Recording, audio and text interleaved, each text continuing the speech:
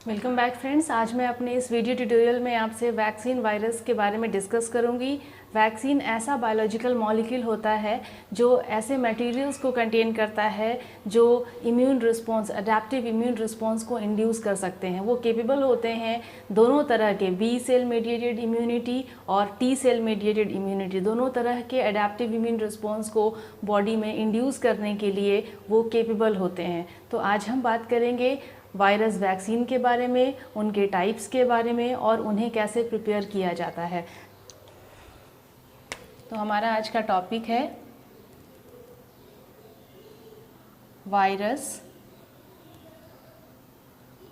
Vaccines.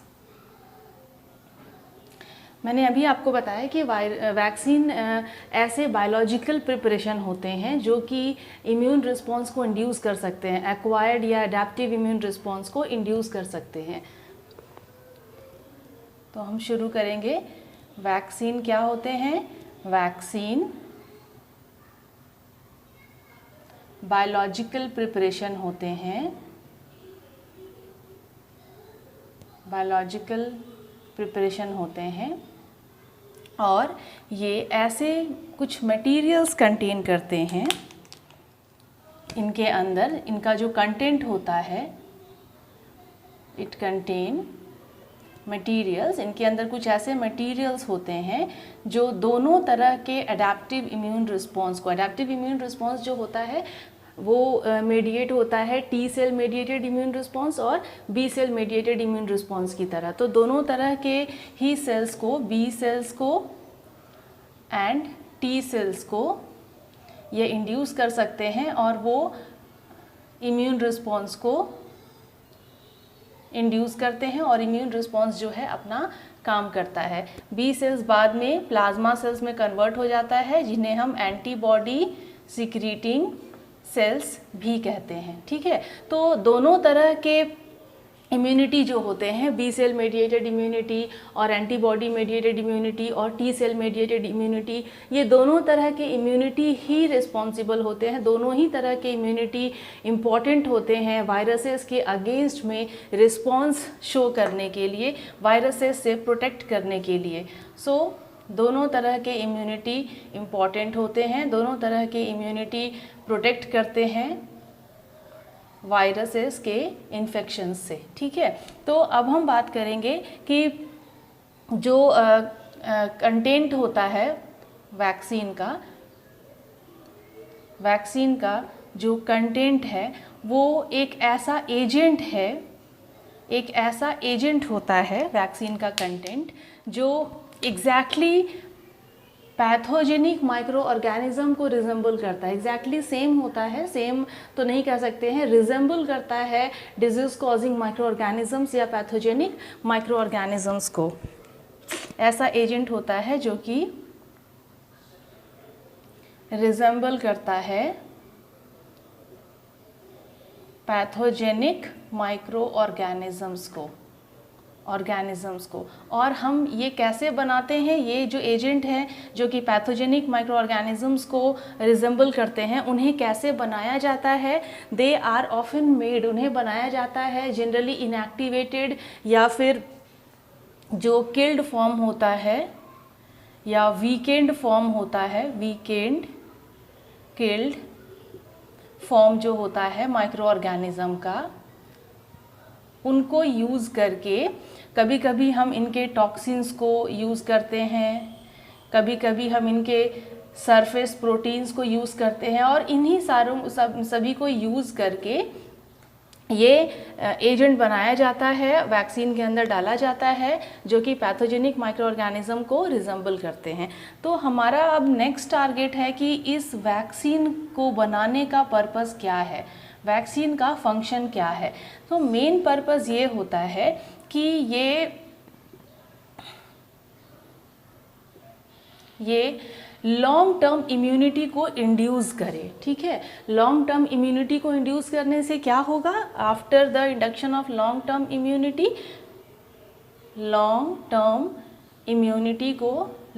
Immunity को induce करना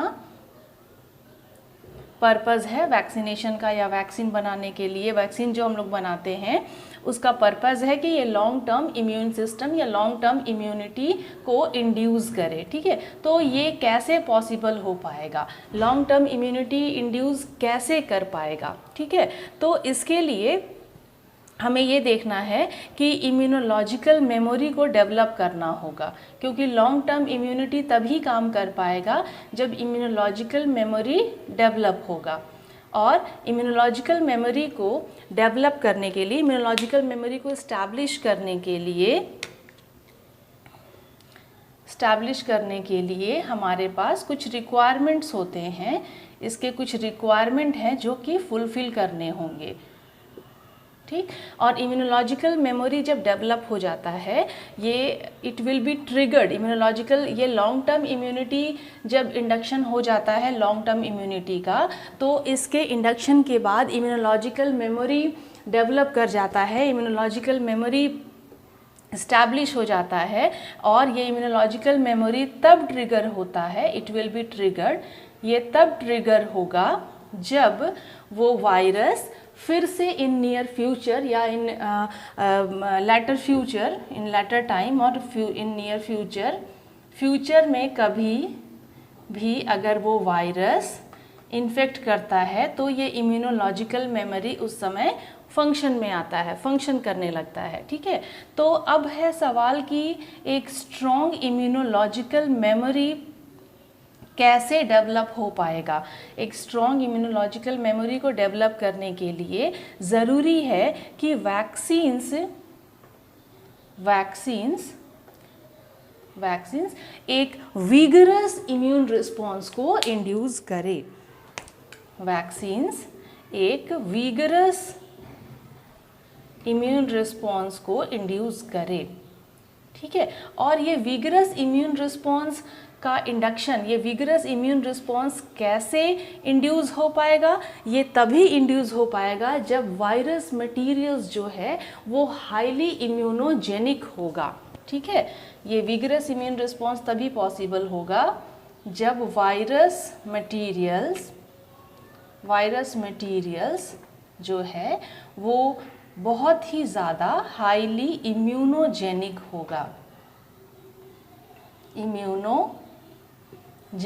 होगा। तो इसके लिए हाईली इम्यूनोजेनिक वायरस होना चाहिए और ये विगरस इम्यून रिस्पॉन्स इंड्यूस करेगा। और विगरस इम्यून रिस्पॉन्स इंड्यूस करने से लॉन्ग टर्म या स्ट्रॉन्ग इम्यूनोलॉजिकल मेमोरी डेवलप होगा, और जो कि डेवलप करेगा, जो दिखाएगा कि लॉन्ग टर्म इम्यूनिटी अब बॉडी में स्टैब्लिश हो गया है। तो ये पर्पज़ होता है वैक्सीनेशन का, ये पर्पज़ है वैक्सीन बनाने का, ठीक है। अब हम बात करेंगे different types of vaccine, different types of virus vaccine, different types of virus vaccine. हम देखेंगे कि हमारे पास अभी 7 तरह के वायरस वैक्सीन्स हैं जो अपने अपने तरीके से काम करते हैं, और इनको बनाने का भी प्रोसेस अलग होता है, डिफरेंट होता है। तो क्या है वो डिफरेंट टाइप्स? सबसे पहले हम देखेंगे live attenuated virus vaccine, live attenuated virus vaccine. क्या होते हैं ये? इस कंडीशन में लाइव एटेन्युएटेड वायरल वैक्सीन्स जो होते हैं वो कंटेन करते हैं म्यूटेंट स्ट्रेन ऑफ वायरस। ये म्यूटेंट स्ट्रेन ऑफ वायरस इनके अंदर होते हैं, mutant strain of virus, okay. और ये म्यूटेंट स्ट्रेन ऑफ वायरसेस को कहाँ से डिराइव किया जाता है? इन्हें वायरलेंट स्ट्रेन से डिराइव किया जाता है। वाइल्ड टाइप वायरलेंट स्ट्रेन से इन्हें डिराइव किया जाता है, ठीक है। वाइल्ड टाइप वायरलेंट स्ट्रेन से इन म्यूटेंट स्ट्रेन को डिराइव किया जाता है और उनसे ही लाइव एटेन्यूएटेड वायरल वैक्सीन को प्रिपेयर किया जाता है। इसका एक एग्जाम्पल हम देखेंगे यहाँ पे, एक एग्जाम्पल मैं दूंगी आपको। इसका एग्जाम्पल है पोलियो वैक्सीन, सैबीन पोलियो वैक्सीन। ठीक है, ये एग्जाम्पल है लाइव एटेन्यूएटेड वायरल वैक्सीन का। अब दूसरा टाइप है डीएनए वैक्सीन। दूसरा टाइप है, ये डीएनए वैक्सीन एक बहुत ही रिवॉल्यूशनाइज्ड अप्रोच है वैक्सीनेशन का। तो ये डीएनए वैक्सीन में क्या हो रहा है, डीएनए वैक्सीन में जेनेटिकली इंजीनियर्ड प्लाज्मिड होते हैं, जेनेटिकली इंजीनियर्ड प्लाज्मिड यूज़ किया जाता है, जेनेटिकली इंजीनियर्ड प्लाज्मिड, और वो ऐसे डीएनए सीक्वेंसेस को कंटेन करते हैं जो उन तरह के एंटीजन को इनकोड करते हैं जिनके लिए इम्यून रिस्पॉन्स हमें चाहिए। ठीक है, तो ये जेनेटिकली इंजीनियर्ड प्लाज्मिड वैसे डीएनए सीक्वेंसेस को कंटेन करते हैं जो कि इनकोड करते हैं वैसे एंटीजन को, जो वैसे एंटीजन्स को इनकोड करेंगे जिनके अगेंस्ट में इम्यूनिटी और इम्यून रिस्पॉन्स हमें चाहिए वैक्सीन बनाने के लिए। ठीक है, तो इसमें इससे क्या होगा, इससे होगा कि जो भी सेल्स होंगे वो डायरेक्टली एंटीजेंस को प्रोड्यूस कर पाएंगे। क्यों प्रोड्यूस कर पाएंगे? क्योंकि इन एंटीजेंस को प्रोड्यूस करने वाले डीएनए सीक्वेंस को यहाँ प्लाज्मिड में डाल दिया गया है और इस प्लाज्मिड को हमने जेनेटिकली इंजीनियर्ड कर दिया है। वैसे डीएनए सीक्वेंसेस को हमने उस प्लाज्मिड के अंदर डाल दिया है और उसे रिकॉम्बिनेंट बना दिया है, ताकि जब ये डीएनए सीक्वेंस अपने आप को एक्सप्रेस करेंगे तो ये वैसे एंटीजेंस को बनाएंगे, एंटीजेंस को एक्सप्रेस करेंगे जिनके लिए हमें इम्यून रिस्पॉन्स चाहिए। तो जब सेल्स में वैसे एंटीजेंस का प्रोडक्शन होगा, सिक्रीशन होगा, तो सेल्स जो हैं वो डायरेक्टली एंटीजेंस प्रोड्यूस कर रहे हैं, क्योंकि यहाँ पे डीएनए सीक्वेंसेस है उन एंटीजेंस को प्रोड्यूस करने के लिए। और यहाँ पे जो भी सेल्स प्रोड्यूस करेंगे एंटीजेंस को डायरेक्टली, तो ये एक प्रोटेक्टिव इम्यूनोलॉजिकल रिस्पॉन्स या इम्यून रिस्पॉन्स वो हमें प्रोवाइड करेंगे। ठीक है, तो ये हो गए डीएनए वैक्सीन। अब हम देखेंगे तीसरा टाइप क्या है, थर्ड टाइप है synthetic peptide virus vaccine. Synthetic peptide virus vaccine. ठीक है, अब हम ये तो जानते हैं कि जो एंटीजेंस होते हैं वो एक या एक से ज़्यादा एपिटोप्स कंटेन करते हैं। तो सिंथेटिक पेप्टाइड वायरस वैक्सीन्स में क्या होता है, इनके अंदर इन तरह के वैक्सीन्स में बहुत शॉर्ट अमाइनो एसिड्स के सीक्वेंसेस जो होते हैं, अमाइनो एसिड के सीक्वेंसेस जो होते हैं, कहाँ किसके सीक्वेंस वो होते हैं, जो एपिटोप्स होते हैं। एंटीजेंस में जो एपिटोप्स प्रेजेंट होते हैं, किसी में एक होते हैं, किसी में मोर देन वन होते हैं, एक से ज़्यादा होते हैं। ठीक है, तो जो भी एपिटोप्स होते हैं उनके जो छोटे छोटे अमाइनो एसिड सीक्वेंसेस होते हैं उनको सिंथेसाइज किया जाता है। दे आर सिंथेसाइज्ड, उन्हें सिंथेसाइज्ड किया जाता है और उन्हें एज वैक्सीन यूज़ किया जाता है। ये मैं आपको डिटेल में बताऊंगी अपने नेक्स्ट वीडियोज़ में। तो ये हो गया सिंथेटिक पेप्टाइड वायरस वैक्सीन। अब हम देखेंगे चौथे टाइप का वैक्सीन क्या है। तो ये है वायरस लाइक पार्टिकल्स वैक्सीन्स। ठीक है।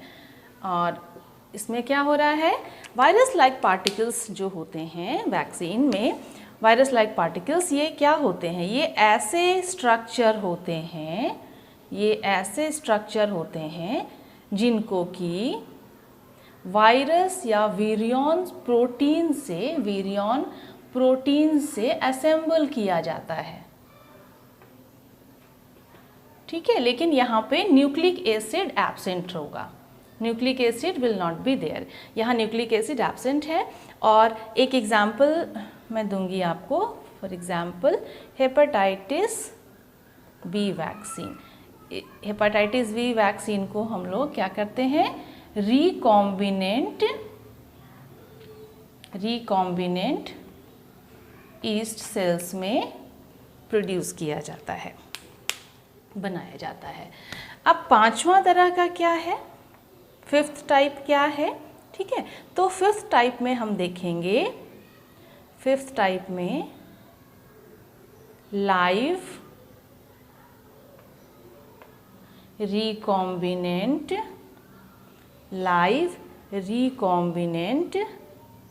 Virus vaccine.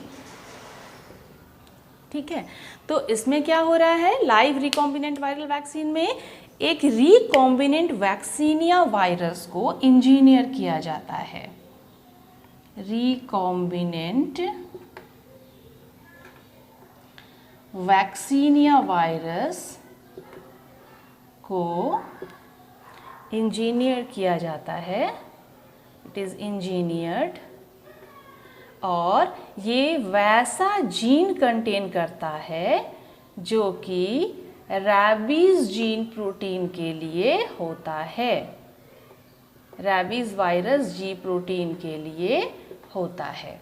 ठीक है, और इनको, और ये लाइव रिकॉम्बिनेंट वायरल वैक्सीन को यूज़ किया जाता है वैसे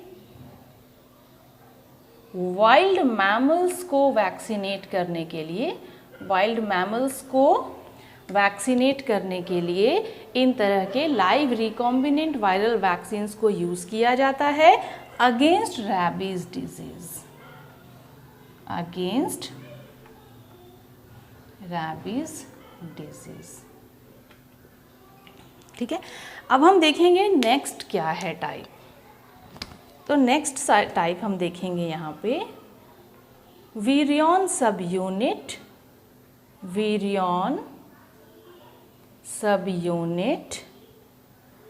वायरल या वायरस वैक्सीन।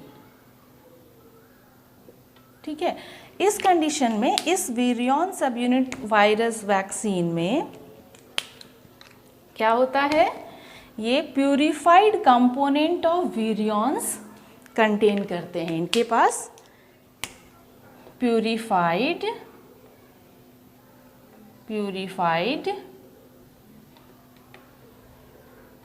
कंपोनेंट ऑफ वीरियंस को यूज़ किया जाता है और वीरियन सब यूनिट वैक्सीन बनाया जाता है। लास्ट हमारा क्या है, ओके यहाँ तो स्पेस नहीं है, मैं यहाँ लिख रही हूँ।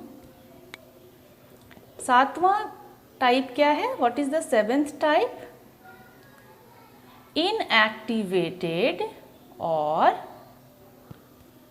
Killed virus vaccine.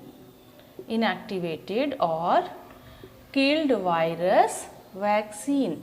अब इस तरह के वैक्सीन्स में क्या हो रहा है, कैसे हम इसे बनाते हैं, यहाँ पे ये इस वैक्सीन को, इस तरह के वैक्सीन्स को बनाने के लिए हम वायरुलेंट वायरसेस का मास प्रोडक्शन कैरी आउट करते हैं, मास प्रोडक्शन करते हैं।